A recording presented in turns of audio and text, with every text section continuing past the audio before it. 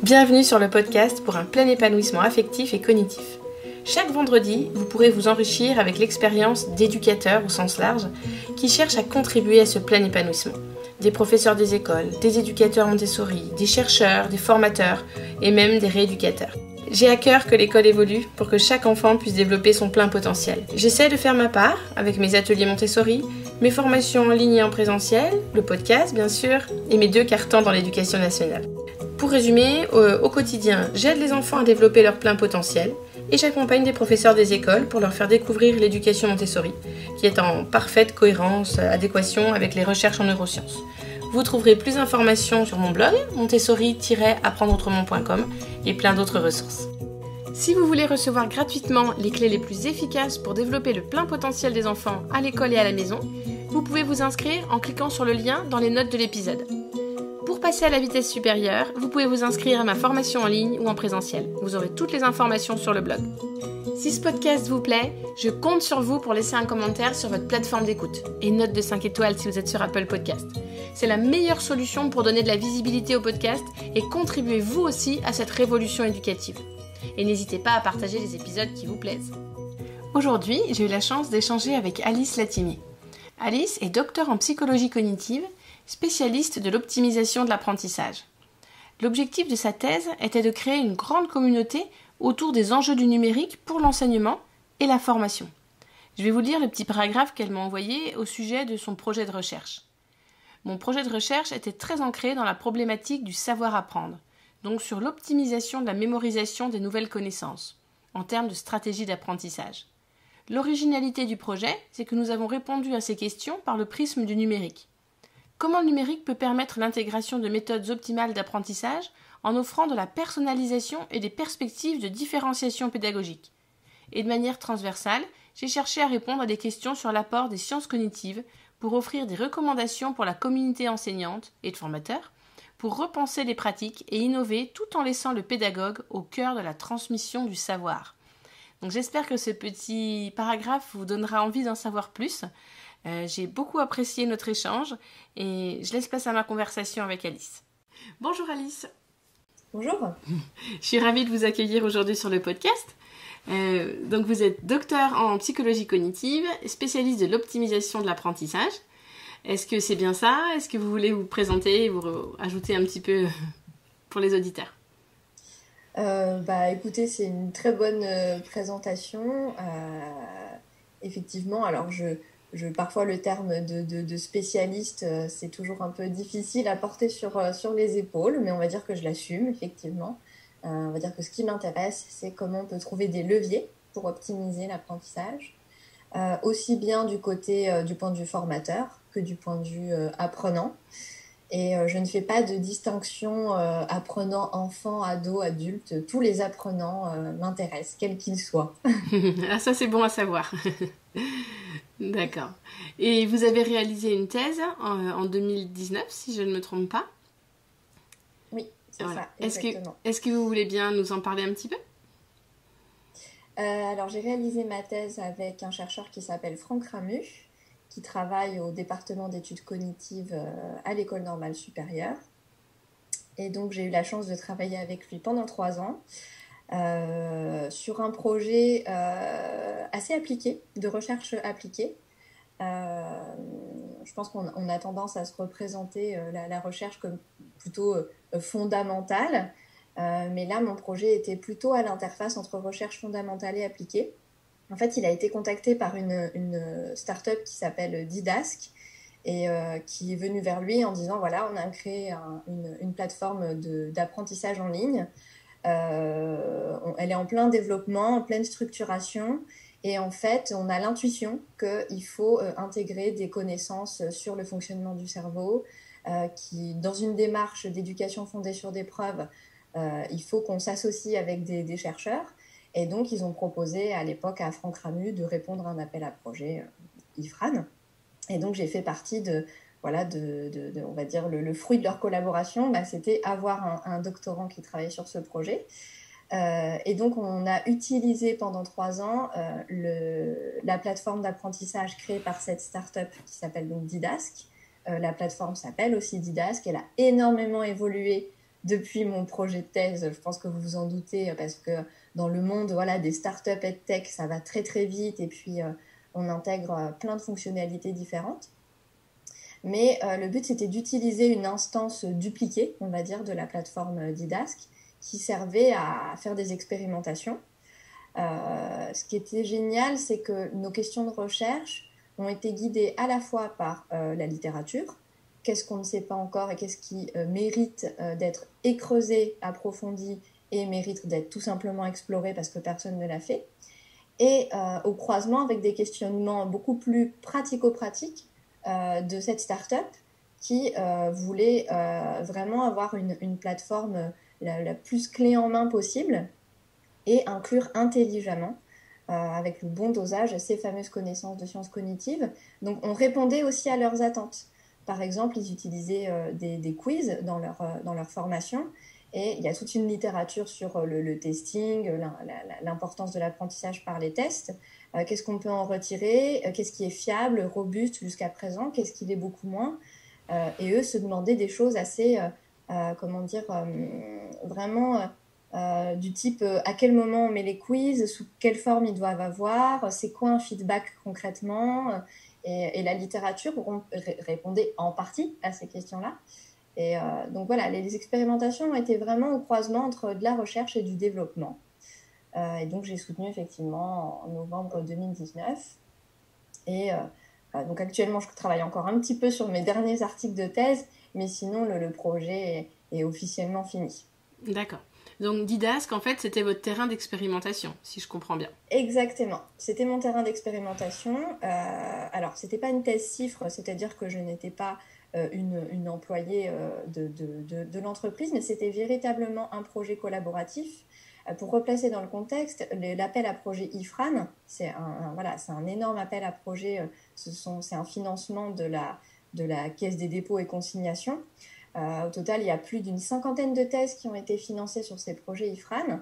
Et le but, c'était vraiment de créer une nouvelle communauté de jeunes chercheurs qui ont été baignés dans un environnement très recherche académique, mais aussi en collaboration avec soit des institutions d'enseignement type INSPE, soit des structures privées type Jeunes Startup, soit des associations.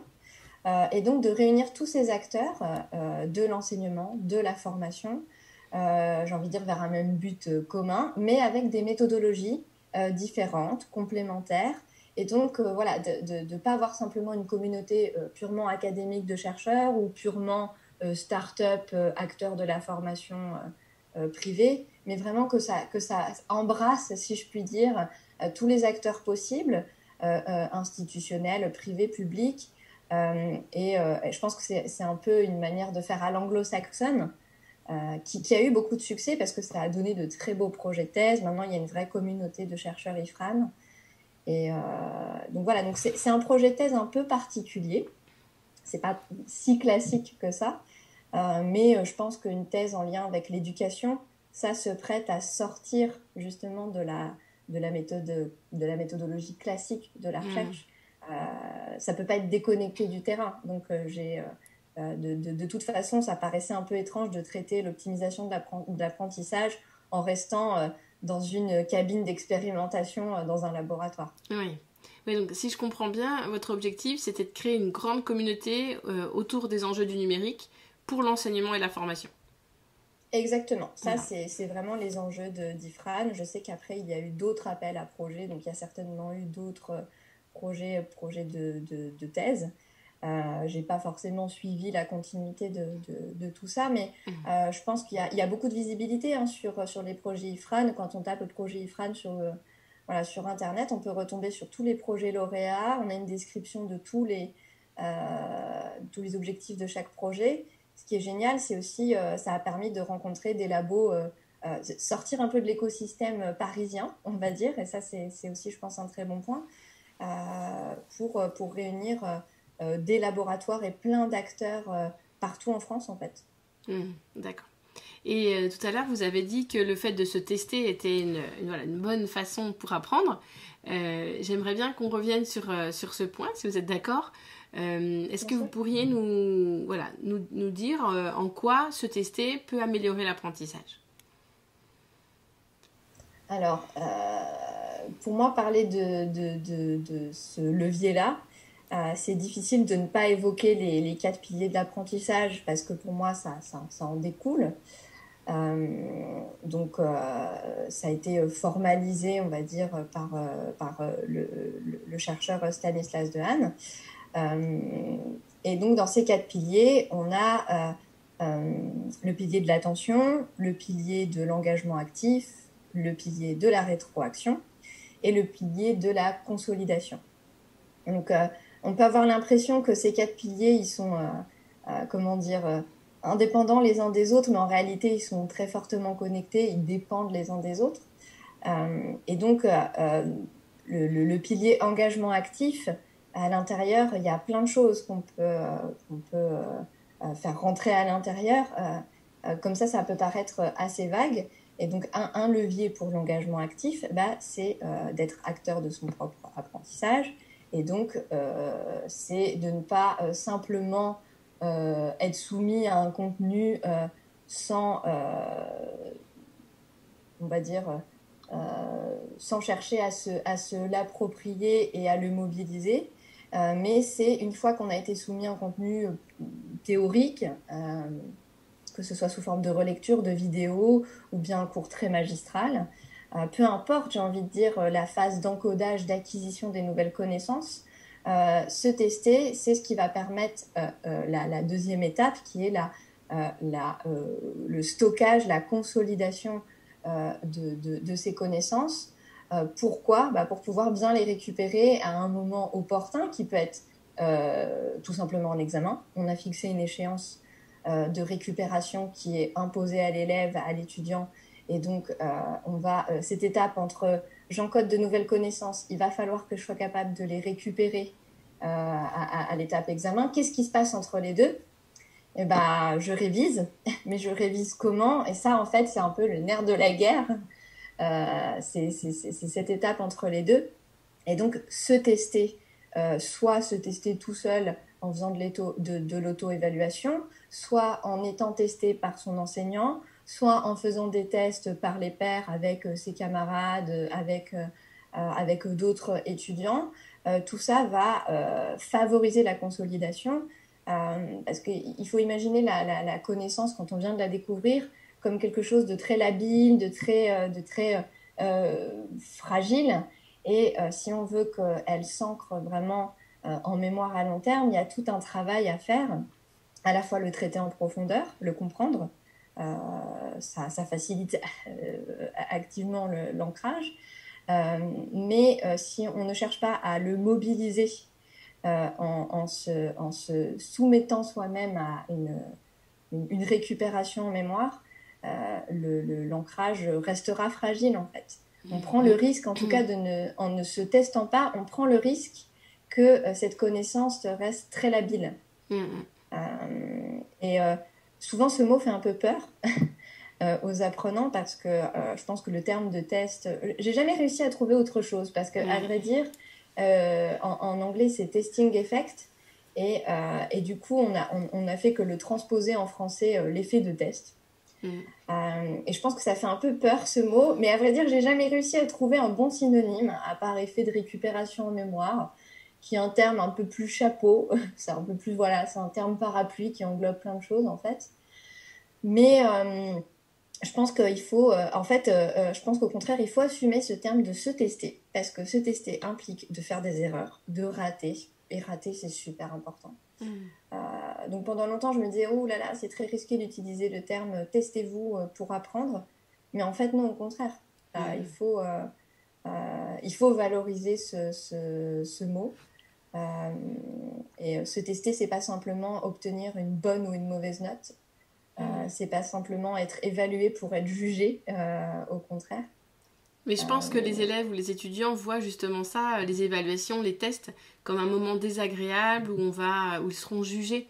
Et donc c'est peut-être difficile pour eux de comprendre que c'est en se testant qu'ils vont pouvoir mieux consolider leurs apprentissages. Je pense qu'il y a à la fois le discours qu'on tient sur le bénéfice et l'importance de ces tests.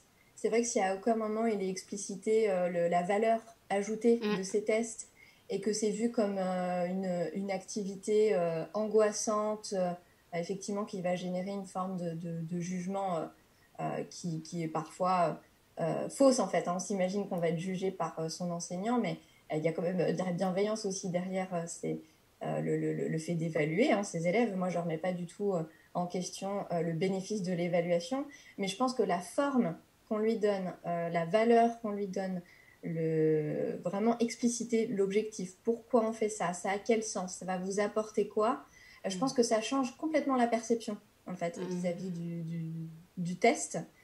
Comme le test a toujours été très longtemps envisagé comme le moment où on évalue la quantité de connaissances acquises et non pas comme un élément clé de l'apprentissage lui-même, et du coup ça place le test dans un espèce de... Il y a toutes les activités qu'on fait pour s'entraîner, et il y a le test, le fameux test. Donc à mon avis, il y a vraiment une perception à renverser et peut-être dire que se tester, c'est une activité parmi tant d'autres, après tout.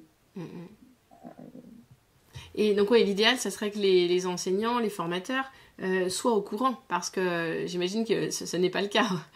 Il y a beaucoup de profs qui n'ont pas encore ces connaissances et qui ne peuvent pas, du coup, aider les enfants ou les élèves de manière efficace.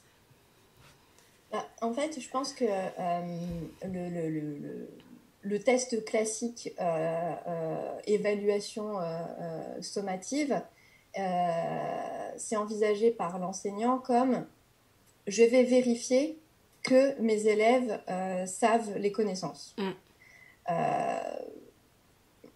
Si on prend un peu de recul et si on analyse ça de manière un peu lucide, ça n'arrive pas suffisamment souvent, je pense, ces évaluations, pour avoir une réelle information exploitable par l'enseignant. En général, on va viser des fins de chapitre, des fins de trimestre, et c'est là qu'on va voir. En fait, c'est à ce moment-là qu'un enseignant, un formateur se demande est-ce que je vais regarder ce qu'ils savent. En fait, l'autre question, c'est donc, qu'est-ce qu'ils savent? Est-ce qu'ils savent? Pour moi, c'est encore autre chose. Mais est-ce qu'on doit attendre d'avoir un examen très formel pour répondre à cette question? Je ne pense pas, au contraire.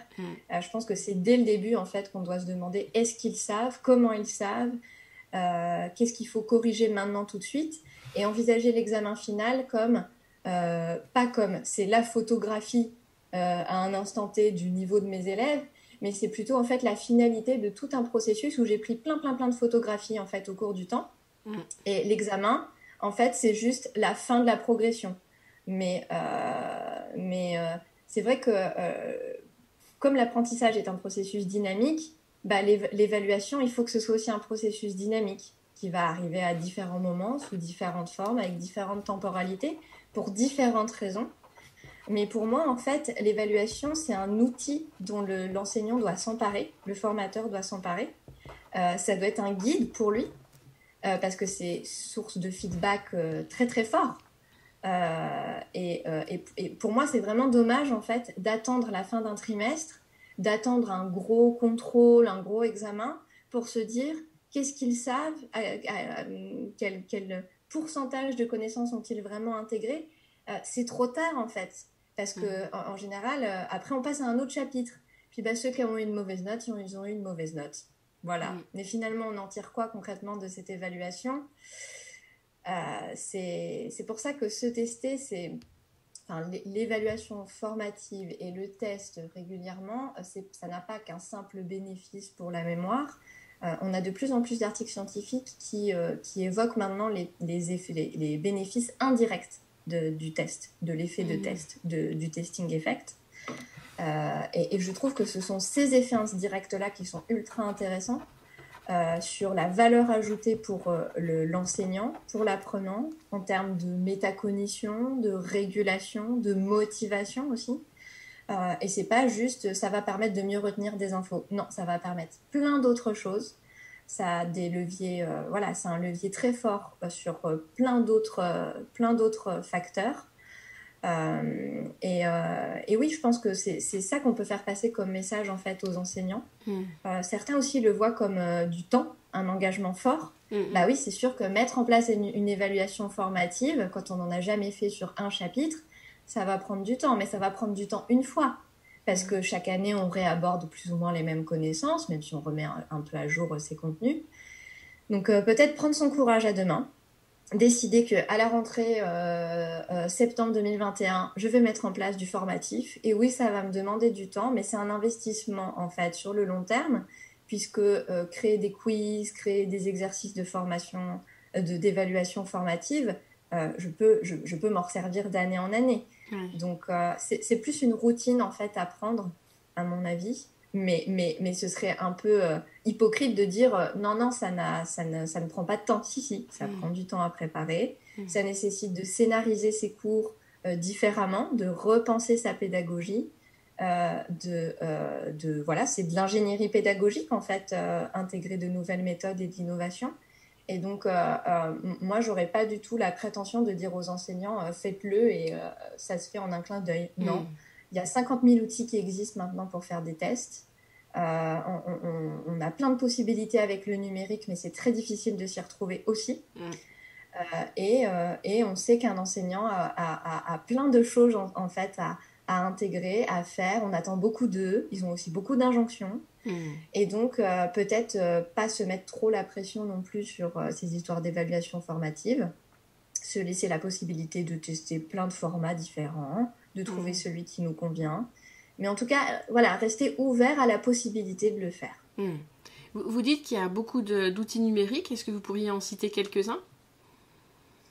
Alors, dans les outils numériques un peu phares, je pense que pas mal d'enseignants connaissent. On va avoir Quizlet, qui est un outil, en tout cas, quand j'échange avec des enseignants, ça revient très souvent dans les conversations. Je pense que ça permet de créer des banques de quiz dans différentes matières, de pouvoir assigner à que certains élèves ou à une classe ou à plusieurs. D'après ce que j'ai compris aussi, les élèves sont assez à l'aise avec cette plateforme. Kahoot aussi, il y a pas mal de possibilités intéressantes. Par contre, après, ce qui est à mon avis un paramètre qui rentre en jeu, c'est est-ce qu'il y a des abonnements à payer. Ça, je peux tout à fait comprendre que voilà, il y a quand même une variabilité d'un établissement à l'autre, donc on peut pas non plus dire à tout le monde d'utiliser cet outil, c'est le meilleur. Bah oui, mais peut-être qu'en fait, il a un coût trop important. Mais Kahoot, je sais qu'il y a quand même peut-être une version. Je suis pas assez. Il y a une version gratuite parce que je l'utilise. Il y a une version gratuite, voilà. Ouais, je l'utilise. Après, je pense que c'est toujours pareil, ces outils-là, on a une version de base gratuite, et puis dès qu'on veut de nouvelles activités, voilà. Moi, par exemple, dans l'enseignement supérieur, j'utilise WooClap, qui est un super outil. Et là aussi, pareil, il y a des accès quand on est enseignant qui sont facilités, et il y a un couplage avec PowerPoint qui est très fluide, je trouve, grâce à WooClap. Après, on va avoir des outils qui vont permettre des activités collaboratives type Miro, qui sont aussi très intéressants. On a des outils comme... alors, je travaille actuellement en collaboration avec une entreprise qui s'appelle Edumalin, qui a développé un outil de suivi sur le temps de travail personnel. Donc on a aussi, je pense que ce qui est important de préciser, c'est faire l'indistinction entre des outils à utiliser en classe, en synchrone, en présentiel, et qui vont être là en fait pour un peu doper, si je puis dire, les activités pédagogiques pensées par l'enseignant, et qui vont être là aussi pour peut-être un peu alléger, faciliter. Et puis après, il y a tout ce qui va relever de l'asynchrone, où là on n'est pas avec l'élève, on n'est pas avec sa classe, mais où il y a des outils, et notamment la plateforme Edumalin est un exemple, permet quand même d'assurer un suivi de ses élèves et de sa classe hors de la classe. Et je pense que c'est intéressant de trouver un équilibre et de pouvoir panacher des outils synchrones en classe qui vont permettre d'avoir des activités en collectif, en petits groupes ou en individuel, et qui vont être là pour un peu pour faire cette fameuse évaluation formative de j'évalue à différents temps de manière régulière comment chaque nouvelle unité élémentaire d'apprentissage s'intègre bien aux unités élémentaires précédentes. Donc vraiment avoir un peu un suivi très progressivement. Voilà, cette nouvelle notion, est-ce qu'elle est bien intégrée par rapport à la notion précédente? Oui, non, je reviens dessus. Peut-être il y a besoin de passer finalement un peu plus de jours que prévu là-dessus. Finalement, tout le monde a compris, très bien, j'intègre la notion précédente. Pour moi, ça sert à ça. Et en synchrone, c'est idéal. Et sur on va dire en asynchrone, sur le temps de travail personnel, où là, on va pouvoir peut-être emmener les élèves vers des exercices d'approfondissement de ce qui a été vu en cours. Ça va permettre d'aller regarder un petit peu plus de manière au cas par cas. Qu'est-ce qui coince pour certains élèves? Est-ce que c'est plutôt la partie très... ils n'ont pas intégré certains aspects du cours, ou alors ils ont compris le cours mais ils n'arrivent pas à mobiliser dans certains exos, ou alors les exos étaient un peu trop durs pour certains, donc peut-être que je vais les envoyer vers un niveau de difficulté un peu plus, un peu plus faible. Mais voilà, j'aurais du mal à dire utiliser cet outil et pas celui-là, à donner des noms. Mais en tout cas, ce que je pourrais donner comme conseil, c'est finalement les outils qui sont les mieux, c'est ceux dont on arrive à s'en emparer. Ça, c'est très subjectif. Une fois qu'on a trouvé son outil avec lequel on se sent bien pour préparer ses cours, c'est essayer de panacher du asynchrone, du synchrone, du collectif, de l'individuel.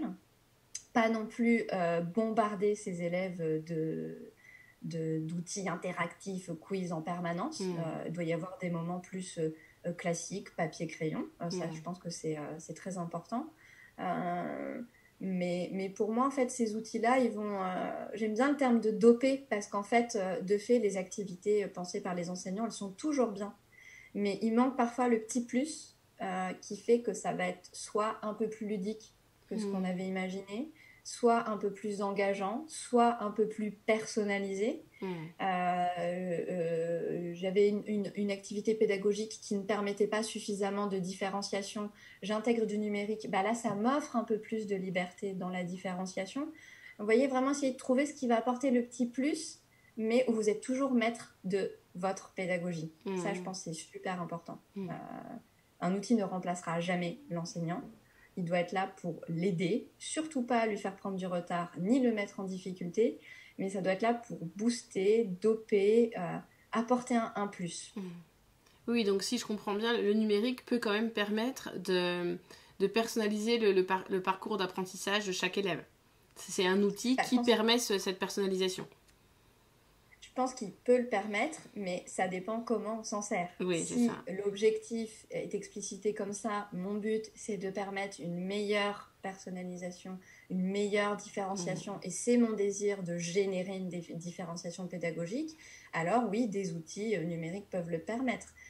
Mais pour moi, en fait, c'est...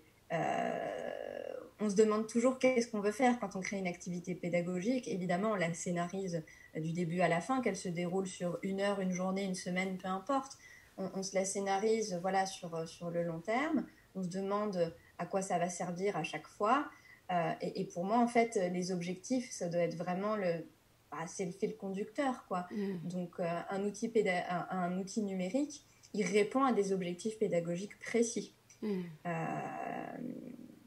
De mon point de vue, et la sélection d'un outil numérique va être facilitée par le fait qu'on a des objectifs pédagogiques clairs. Si on ne sait pas trop ce qu'on veut faire avec un outil numérique, mais on se dit simplement je vais mettre du numérique parce que ce sera plus fun, je ne suis pas convaincue que ce soit le bon objectif et le bon argument. Si en revanche c'est pour se dire je veux un temps dédié à des travaux en groupe et je sais que cet outil permet de le faire, dans ce cas, très bien. Oui, je vois bien ce que vous voulez dire. Tout à l'heure, vous avez dit que vous aviez essayé de répondre à la question de l'emplacement optimal des quiz avec Didasque. Est-ce que vous avez du coup réussi à répondre à cette question? Vaste question. En fait, au début, on avait l'impression que c'était un problème simple avec Didasque et avec mon directeur de thèse. Bon, en fait, je pense il y a toute la partie immergée de l'iceberg qu'on n'a pas du tout explorée. Quand on pose la question comme ça, à quel moment c'est bien de faire des quiz? En fait, il y a plein de réponses possibles.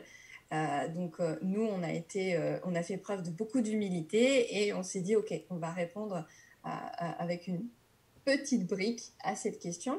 Un premier élément de réponse qui, à mon avis, d'un point de vue pratique pédagogique est intéressant et qui revient assez régulièrement, c'est est-ce que ça vaut le coup de faire des quiz en mode pré-quiz, c'est-à-dire avant même d'intégrer un nouveau cours, de proposer un nouveau cours, d'intégrer de nouvelles connaissances, plutôt que d'envisager plutôt en post-quiz, c'est-à-dire faire un quiz après avoir présenté le contenu à ses apprenants. Et Didasque avait envie de répondre à cette question parce que eux, ils étaient plutôt dans la perspective je propose du contenu et ensuite je consolide. Je propose un nouveau contenu et je consolide et ainsi de suite. Donc ils étaient dans une alternance contenu, quiz, contenu, quiz, contenu, quiz. Il y a un certain nombre d'études, mais ça reste quand même à la marge. Hein. On n'en a pas 50 000, mais il y avait quand même plusieurs études qu'on avait repérées qui montraient que faire des quiz avant même d'accéder à un cours, à un nouveau contenu, était bénéfique par rapport à ne faire aucun quiz. Donc, c'est-à-dire que si je compare à un groupe d'apprenants à qui je fais un quiz là maintenant et ensuite je leur fais un cours sur, par exemple, le théorème de Pythagore, ils vont mieux retenir ce cours sur le théorème de Pythagore par rapport à ceux qui n'auront pas eu de pré-quiz avant le cours. Ce qui est important à retenir de ces quelques études, c'est que même si dans ce pré-quiz, on a un taux d'échec important, ce qui est trivial, puisque vous n'avez pas encore les connaissances, eh bien, ce n'est pas un frein pour l'apprentissage. Ça aussi, c'était un peu une question qui est restée en suspens, c'est est-ce que si je génère beaucoup d'erreurs à un quiz, ça va être un frein et ça risque au contraire d'entraver plus que d'optimiser l'apprentissage. Eh bien, en réalité, le taux d'échec n'est en rien prédictif de la réussite après. Et en fait, ça va avoir une vertu de préparer déjà, on va dire, c'est un peu caricatural, hein, mais ça prépare le cerveau à intégrer de nouvelles connaissances, ça prépare l'encodage de futures notions. Même si dans un quiz, il y a un mot compliqué que je ne connais pas, parce qu'en fait, je n'ai pas encore eu accès à la connaissance, ça n'empêche pas que je vais y porter attention au moment où je vais avoir le cours. Je vais me dire, tiens, mais ça, je l'avais vu dans le quiz, ce mot très compliqué. Sur le moment, je n'ai pas compris, je n'ai pas su répondre à la question, mais je m'en rappelle. Donc, rien que ça, en fait, ça prépare un peu le terrain. Et puis, en fait, il y a des connexions qui peuvent se faire avec d'autres réseaux de connaissances qu'on n'aurait pas soupçonné être connecté à un nouveau cours. Et je pense qu'il faut un peu miser sur les connaissances préalables de ces apprenants. C'est très difficile d'avoir vraiment une appréhension claire, nette, tangible de quel est le niveau préalable de mon groupe, de mes apprenants.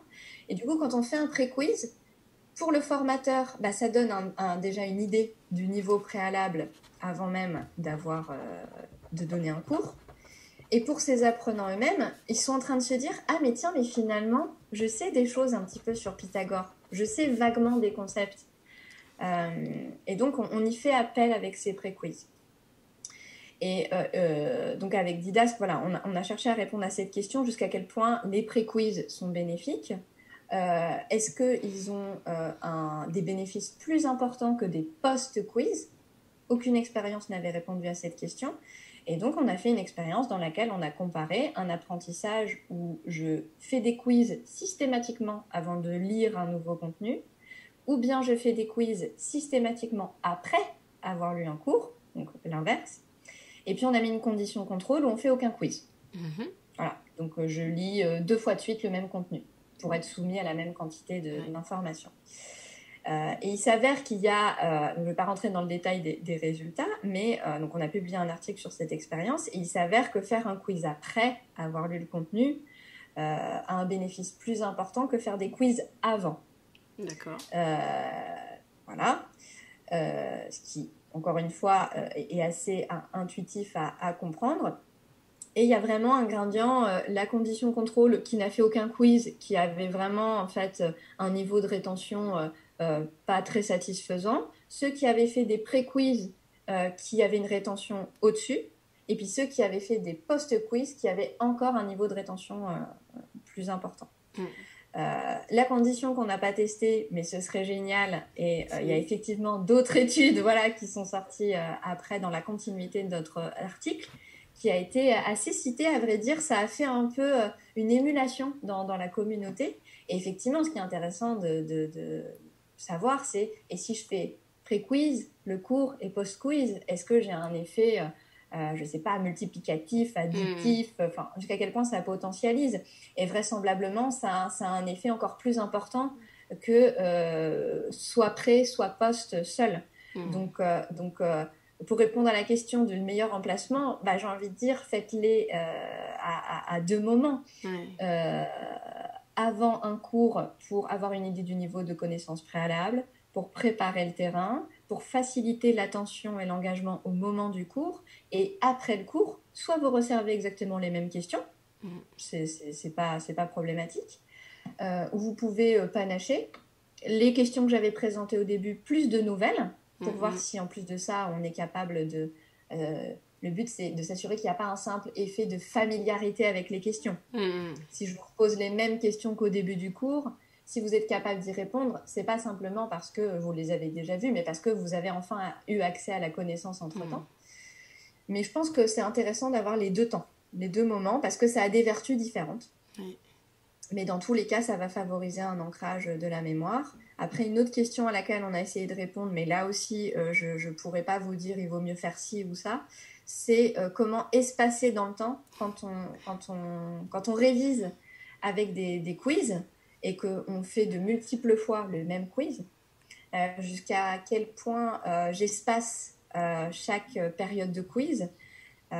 Donc là, pareil, c'est très difficile d'y répondre parce que ça dépend à quel moment est l'échéance, ça dépend des connaissances elles-mêmes, ça dépend de l'apprenant. En fait, l'idéal, ce serait plutôt d'avoir un algorithme sur mesure qui sait à quel moment il faut faire la bonne piqûre de rappel. Et donc, on a un champ de recherche entier là-dessus, sur du machine learning appliqué à l'éducation. Qui s'intéresse à ça, comment intégrer de tels algorithmes dans des outils numériques. Mais j'ai envie de dire, l'idéal, c'est en général de faire une piqûre de rappel quand on est à 50% de perte. Donc, on vient d'avoir la connaissance, l'oubli suit une décroissance exponentielle, et l'idéal, c'est d'aller faire la piqûre de rappel quand on est à peu près à 50% de rétention et 50% de perte, en gros, quoi. Donc, c'est difficile d'aller calibrer exactement à quel moment ça arrive. L'espacement qui est pas mal, c'est un jour, voilà. Parce que entre-temps, on a eu une nuit de sommeil qui a permis de consolider certaines choses.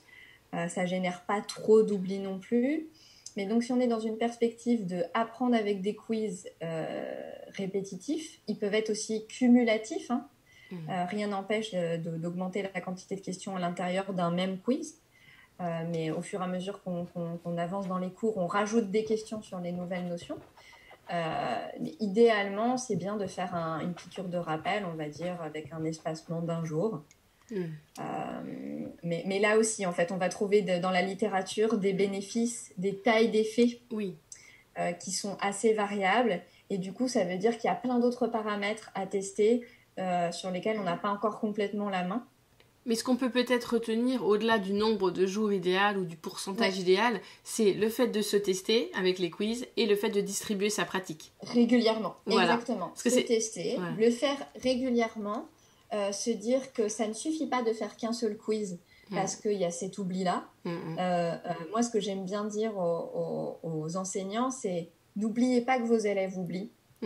Et dites-leur que en fait on oublie qu'on oublie. C'est terrible, mais on n'a pas conscience de ça. On surestime notre capacité à se rappeler des choses. En fait, on a tendance à avoir extrêmement confiance dans notre mémoire. Et donc en prospectif, on se dit mais oui, c'est certain, dans une semaine j'aurais retenu 80%. Et puis le moment venu, en rétrospectif, et ben là on se dit ah mais non, mais pas du tout en fait.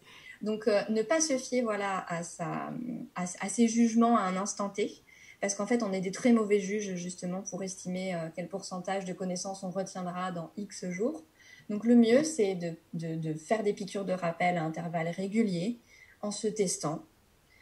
Et qu'importe la forme, j'ai envie de dire, voilà, ça dépend des moyens qu'on a. Oui. Et je suis super contente de parler de tout ça avec vous parce que je propose une formation pour les professeurs des écoles. Et il y a une partie en ligne, une partie en présentiel. Et la partie en ligne était avant la Covid, je précise.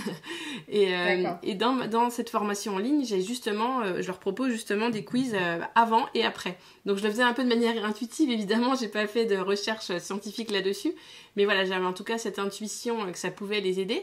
Mais avec tout ce que vous avez dit... je viens de réaliser que que le nombre de questions pourrait réaugmenter. En fait, moi, je leur ai juste dit, retestez-vous sur les quiz d'avant. Mais du coup, si moi-même, j'intègre les questions d'avant dans les quiz suivants, bah, du coup, je suis sûre qu'ils le feront. Donc voilà, ça me donne de nouvelles idées. C'est chouette. En fait, c'est un peu avoir des billes pour après repenser soi-même sa propre pédagogie. Il n'y a pas très longtemps, j'avais participé à... Alors, ça s'appelle les labs du mercredi avec la Cardi de Paris. Et il y a une enseignante qui avait fait une remarque super. Et j'avoue que je me suis dit, mais c'est génial comme idée. Elle a dit, moi, je fais créer les quiz par mes élèves, en fait. Et il n'y a rien de mieux que d'être soi-même le propre créateur de ces quiz d'apprentissage. Elle envisageait ça comme quelque chose de très collaboratif. Et du coup, c'est génial parce qu'en fait, déjà, ça allège un peu le travail de l'enseignant, mais pour un retour sur investissement qui est fantastique. Et puis, elle leur donnait du retour sur est-ce que tu es sûr que cette question-là, elle est vraiment intéressante à poser si tu devais poser une question à tes camarades sur ce cours. Et du coup, ça permet à l'élève un peu de hiérarchiser vraiment les notions clés, comment elles s'articulent entre elles. Et ça peut être des quiz assez simples, du type vrai-faux. Il n'y a pas besoin que ce soit très élaboré, mais je trouve que c'est une super activité pédagogique en soi. Oui, j'ai échangé sur le podcast avec un prof de maths en 6e qui consacre du temps pendant le cours pour que les élèves formulent leurs propres questions. Donc en fait, ils créent leur propre flashcard, mais au lieu que ça soit sur une feuille séparée, c'est sur le cours. Donc il y a par exemple la définition d'une médiatrice, et dessus, ils mettent un post-it, qu'est-ce qu'une médiatrice ? Voilà. Et du coup, ils peuvent se tester. Et ensuite, retour sur erreur immédiat, ils voient la réponse. Il y a la définition, ouais. Voilà. Ouais. Et ce qui est intéressant aussi, c'est qu'on peut l'envisager pour des connaissances très factuelles, effectivement, type définition. Je trouve que les flashcards, c'est idéal, c'est facile à construire, mais on peut imaginer ça sur des questions beaucoup plus d'abstraction, beaucoup plus de généralisation, en fait, qui reprennent un peu tous les concepts d'un cours. Mais par exemple, comme évaluation formative, super exercice de demander à ses élèves de créer eux-mêmes leur quiz. Et en fait, ce qui ferait partie de la note, c'est la capacité à avoir créé les questions plus que d'y avoir répondu finalement. Ouais. Et quand vous parlez tout à l'heure de l'oubli, je voulais pas vous couper la parole, mais j'ai noté pour me rappeler, je trouve qu'en tant qu'enseignant, si on n'est pas nous-mêmes dans une démarche d'apprentissage, où on apprend quelque chose de nouveau, donc l'anglais pour moi par exemple, on ne se rend pas compte ce que c'est d'apprendre. Parce que quand on est prof des écoles ou même prof en collège, des contenus qu'on va transmettre, on les connaît mais par cœur, c'est tellement intégré depuis le temps en tant qu'adulte, ça ne nous pose plus aucune difficulté. Et quand on est soi-même en train d'apprendre un nouveau contenu, là on se rend compte de l'oubli. Quand je me teste avec mes flashcards en anglais et que j'ai eu beaucoup de mal à me rappeler le contenu de ma carte, je me dis mais c'est pas possible, je m'en rappelais hier. Et donc je trouve que c'est important en tant qu'enseignant d'être encore dans cette posture d'apprenant. Ouais, c'est clair. Ça, on l'a tous vécu et moi, ça m'a toujours impressionnée. C'est comme le coup de... mes parents ont tendance à oublier qu'ils ont été ados et qu'ils ont fait une crise d'ado, non? Voilà, on oublie en fait qui on était avant et à quel point on a été soumis en fait un peu aux mêmes expériences. Et donc, je trouve que c'est aussi effectivement un très bon exercice de se remettre soi-même en posture d'apprenant. Pour moi, ça pose un peu la question fondamentale de jusqu'à quel point un enseignant est un sachant qui délivre la connaissance aux ignorants, ou à l'inverse, pas à l'inverse, mais en tout cas, c'est sortir de cette posture sachant-ignorant, qui pour moi, en fait, est pas souhaitable, ou franchement obsolète, ça dépend comment on le voit, mais sortir un peu de cette... voilà, comment dire, de ce schéma d'apprentissage et se dire je suis plutôt quelqu'un qui accompagne, je suis plutôt un mentor. Et en fait, je suis là pour, bien sûr, apporter du contenu et des connaissances, on ne dit pas le contraire, mais je suis là pour m'assurer que les élèves se l'approprient et je les guide, je les suis, je me nourris de leurs erreurs. Je ne juge pas leurs erreurs, mais je me nourris de leurs erreurs pour les faire aller plus loin. Et effectivement, chaque année, je pense qu'il y a plein d'enseignants qui sont surpris de voir le taux d'échec sur certains exercices qui ressortent chaque année et qui refont chaque année. Et j'ai envie de dire, pourquoi vous les refaites chaque année si à chaque fois vous reconstatez le même échec? C'est peut-être qu'il y a un truc qui coince à un moment donné. Donc, ça nécessite de prendre du recul, de se remettre en question soi-même. C'est ça aussi qui est un peu délicat. Enfin, globalement, la posture d'enseignant, de formateur, elle est difficile. C'est à la fois un rôle qui est très satisfaisant, très enrichissant, et en même temps, c'est un rôle sérieux. On peut pas... on a l'impression que beaucoup de choses reposent sur nous, l'air de rien. Et c'est un peu le cas. Mais je pense que c'est important d'être clair avec soi-même. Qu'est-ce qu'on a comme attente en tant que formateur, enseignant, ne pas perdre de vue qu'on a été soi-même apprenant, qu'on a nous-mêmes fait plein d'erreurs à un moment donné, qu'apprendre des choses nouvelles, c'est quelque chose de difficile. Et ça m'amène à un concept que je trouve très important et je trouve qu'on n'en entend pas suffisamment parler. C'est ce qu'on appelle la zone proximale de développement. Je pense que c'est quelque chose qui est vu en formation, mais qui n'est pas suffisamment exploité. Et d'ailleurs, ce n'est pas que du côté c'est pas que de la psychologie du développement. C'est aussi quelque chose qu'on retrouve dans l'apprentissage chez l'adulte. Mais c'est exploiter cette fameuse zone proximale de développement. C'est trouver c'est quoi la zone de confort de mes élèves, comment je leur fais mettre un doigt de pied à l'extérieur de la zone de confort et non pas le pied intégralement, ou en tout cas j'y vais petit à petit, et comment en fait je les soutiens dans cette zone-là, mais sans faire à leur place, c'est-à-dire ne pas être totalement absent, ne pas être archi présent, mais être une béquille, un soutien, un interlocuteur. Pour moi, c'est ça un peu l'idéal. Mais voilà, c'est délicat de trouver sa place et de se rappeler de ce que c'est d'apprendre quelque chose, quoi. Donc, le mieux, c'est effectivement soi-même apprendre quelque chose de nouveau. Comme ça... on n'oublie pas. On n'oublie pas, ouais. Voilà. Et le dernier sujet que j'aimerais aborder, c'est par rapport à l'éducation nationale.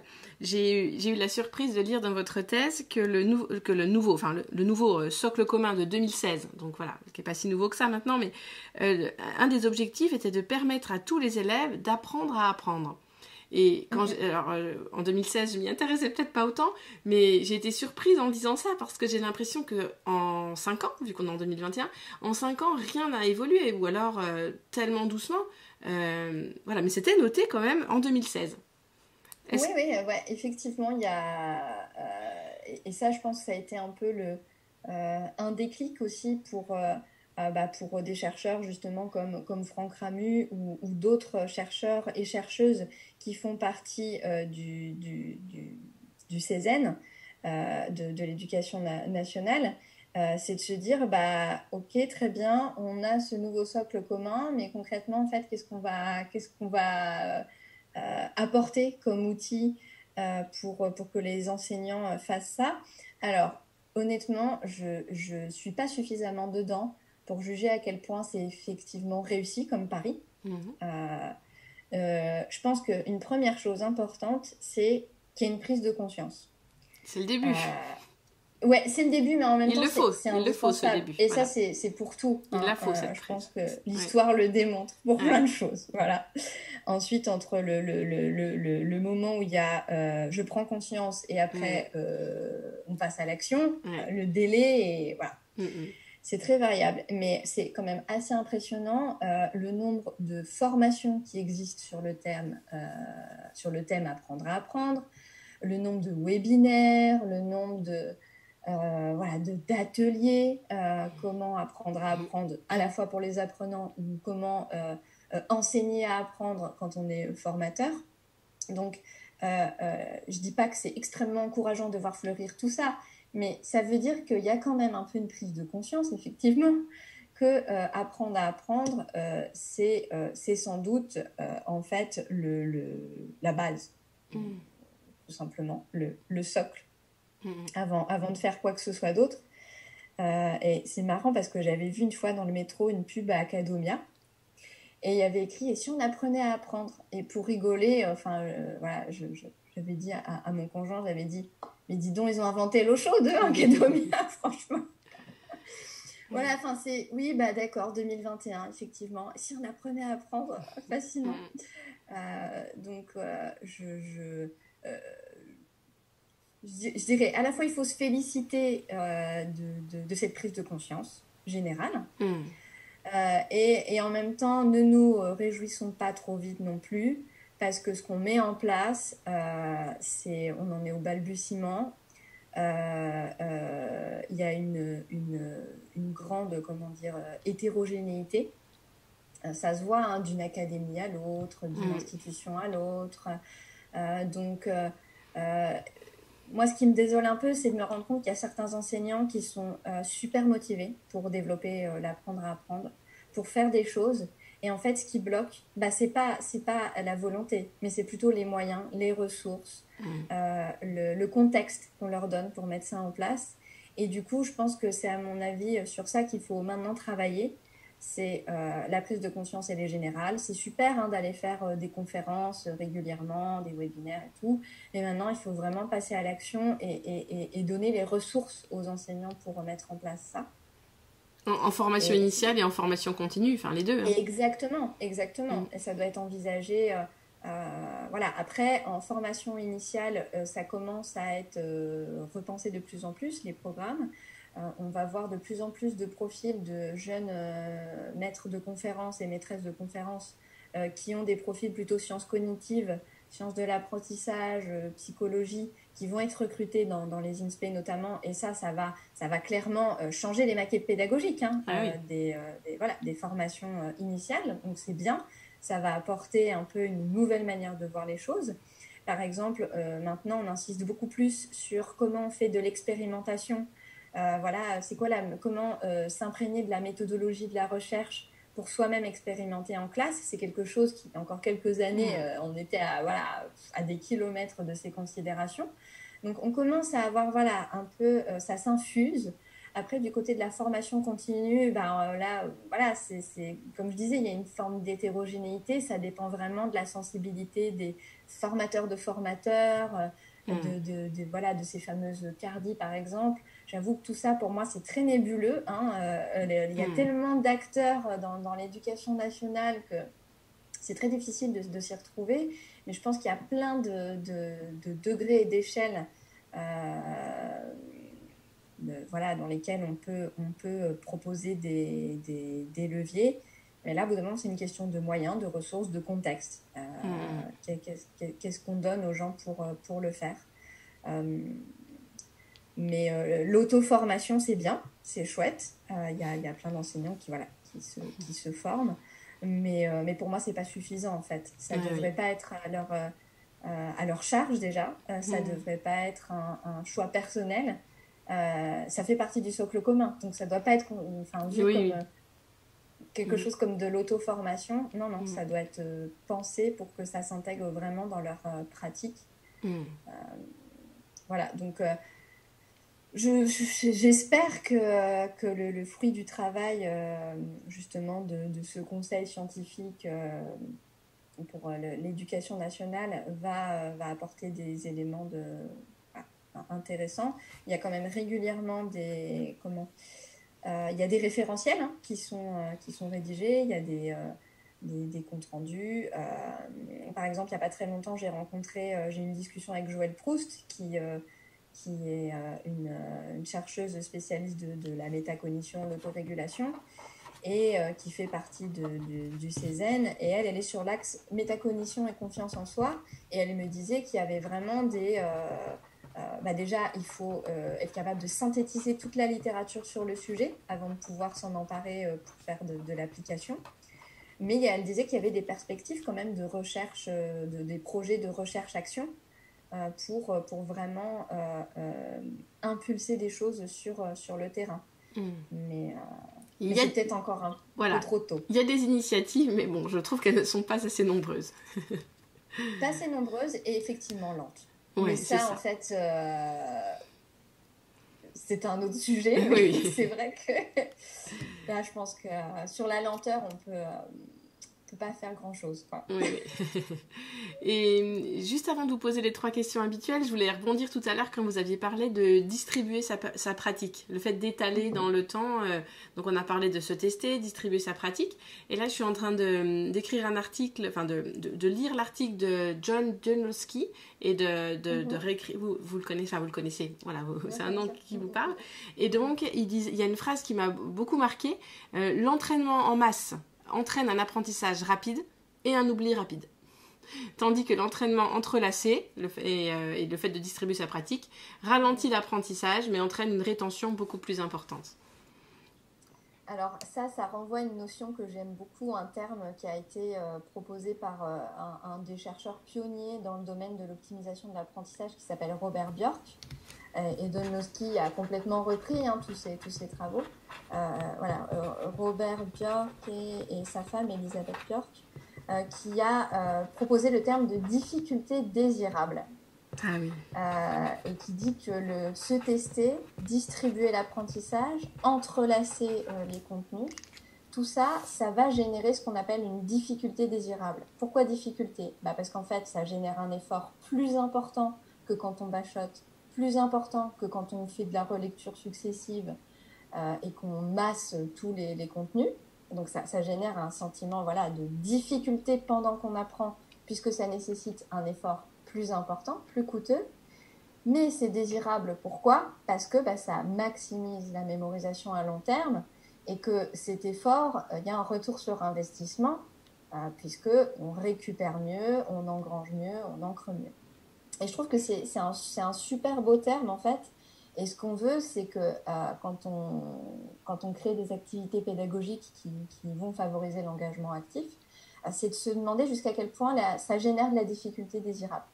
Ce n'est plus désirable quand c'est trop facile, ce n'est plus désirable quand c'est trop difficile, donc autrement dit quand je sors de ma zone proximale de développement en dessous ou au-dessus, peu importe.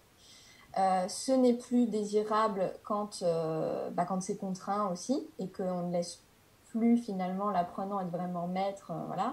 Ce n'est pas désirable si j'ai pas de feedback, si j'ai pas de rétroaction.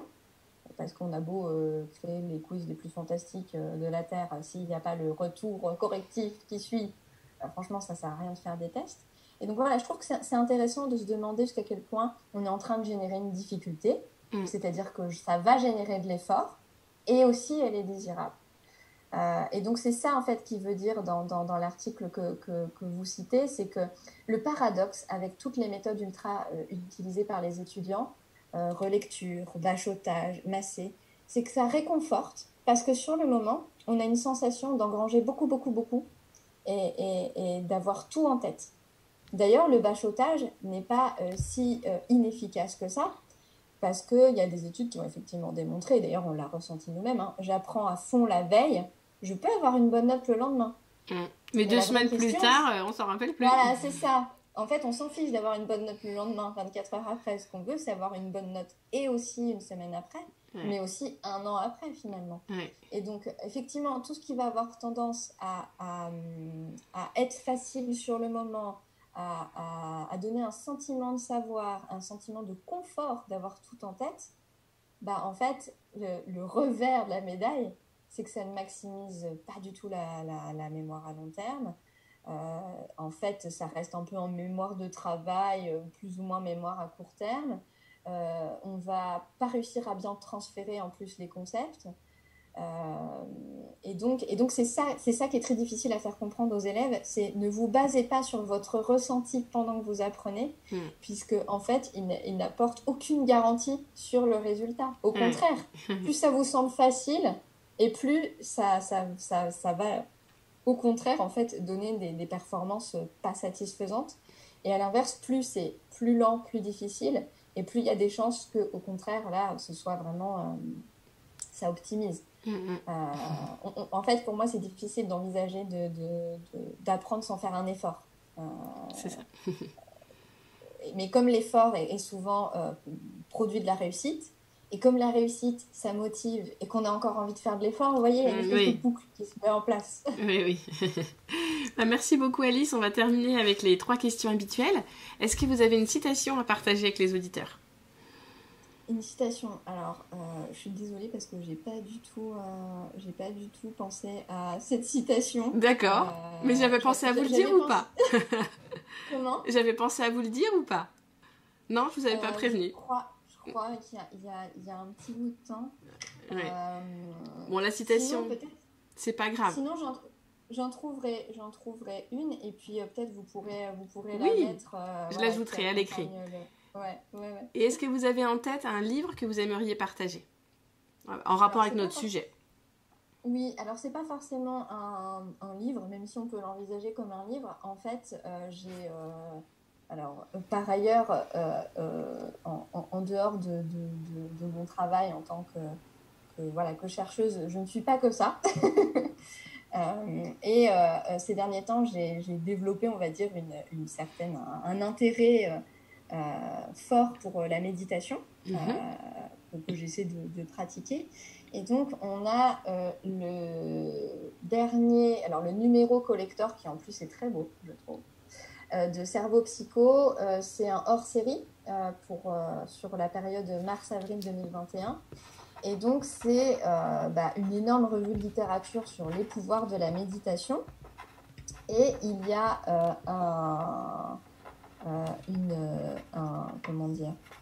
il y a plusieurs pages consacrées aux bénéfices de la méditation pour les enfants, et notamment en classe. Et donc, c'est une lecture que j'ai trouvée à la fois très inspirante, scientifiquement, c'est très étayé. Et c'est quelque chose aussi qu'on voit de plus en plus, des enseignants qui expérimentent la pratique de la méditation en classe pour permettre de refocaliser l'attention, pour passer à une nouvelle activité, pour, par exemple, à la fin d'une récréation, revenir en classe, avoir un moment qui calme, qui refocalise, voilà. Et du coup, c'est une lecture vraiment que je recommande parce que je pense que c'est... quand on parle de pédagogie innovante, pour moi, ça s'intègre dedans aussi. Et c'est aussi un levier pour le fameux pilier attention des 4 piliers de l'apprentissage. Donc voilà, ça fait partie de mes dernières lectures que j'ai trouvées super. Ça m'a donné envie d'utiliser l'application Petit Bambou où il y a une version pour enfants. Donc je recommande. Ça fait partie aussi des choses peut-être pour la prochaine rentrée à envisager d'inclure des moments de méditation en classe. D'accord. Et on va terminer avec un coup de cœur ou un coup de gueule. Un coup de cœur ou un coup de gueule. Ça aussi, j'avoue que j'y avais pas réfléchi. C'est un peu difficile, à vrai dire, de choisir sur l'un des deux. Ok, alors un coup de gueule, mais c'est vraiment complètement à chaud. C'est par rapport à la crise, je trouve que l'enseignement supérieur a été un peu délaissé. Et je suis à la fois et en colère et attristée de la situation les universités en France déjà de toute façon ont des symptômes de déclin depuis un bout de temps. Voilà. Et je pense que cette crise, en fait, n'a fait que renforcer ces symptômes, on a fait naître de nouveaux. Et j'avoue que je ne suis pas très optimiste, en fait, sur l'avenir de l'enseignement supérieur. Au-delà de la précarité, en fait, qui existe, je trouve que on ne donne pas suffisamment d'outils, de clés, de moyens pour maintenir une certaine qualité d'enseignement. Et c'est vraiment dommage. Donc voilà, ce serait ça mon coup de gueule, c'est le fait que j'ai l'impression que quand même globalement les universités ont été vraiment livrées à elles-mêmes pendant cette crise qui dure depuis 1 an. Peut-être qu'on aurait pu dire oui, mais au début c'était très difficile, c'était inédit, blablabla, bla, mais en fait maintenant c'est toujours le même constat et ça fait 1 an. Donc voilà, et je me base pas simplement sur des témoignages, voilà, mais c'est assez global. Donc ça m'attriste un peu et ça m'inquiète aussi pour ceux qui préparent leur licence, leur master maintenant tout de suite. Oui. Cette génération voilà, de jeunes diplômés covidés, j'espère vraiment en fait qu'ils pourront s'insérer dans la vie professionnelle sans encombre, mais je suis pas super optimiste. D'accord. Bon. Et ben en tout cas, merci beaucoup pour notre échange aujourd'hui. C'était vraiment passionnant. Et voilà, je vous remercie. Merci beaucoup. Si ce podcast vous a plu, je vous rappelle que je compte sur vous pour laisser un commentaire sur votre plateforme d'écoute et une note de 5 étoiles si vous êtes sur Apple Podcast. C'est la meilleure solution pour donner de la visibilité au podcast et contribuer vous aussi à cette révolution éducative. Et n'hésitez pas à partager les épisodes qui vous plaisent. À la semaine prochaine!